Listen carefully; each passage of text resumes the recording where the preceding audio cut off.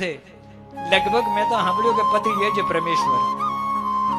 પતિના સુખે સુખી, પતિના દુખે દુખી સર્વસ્વ. પાણી ગ્રહણ સંસ્કાર વિધિ થાય, અગ્નિની સાક્ષી, બ્રાહ્મણ દેવતાની સાક્ષીએ, સગા સહોદરની સાક્ષીએ. અને એ દીકરી જ્યારે બધું છોડી જ્યારે તારકાને પોતાનો કરે ત્યારે એને બધો પરિવાર હોય, દેર હોય, જેઠ હોય, આ હોય તે, પણ એ નક્કી એને કરે મારો જો આધાર હોય તો આ જગતમાં મારો પતિ છે. બધી મર્યાદા સાચવે. અને એ ભલે જપ ન કરે, તર્પ કરે, વિરત ન કરે, કોઈ ન કરે, એ લક્ષ્ય રાખે તો એ બેડો પાર કરી નાખે. અને એના માટે આપણા ધર્મશાસ્ત્રી ધર્મ પત્ની ન માલ્યો. અને તમને કીધું આ પતિ દેવ. શું કીધું છે? પતિ દેવ.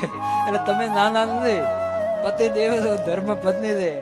બાકી આ બધું વાતો સમજવા દઈ દે, પણ આ બધું કોઈ કે અને કરે કે આવું પ્રશ્ન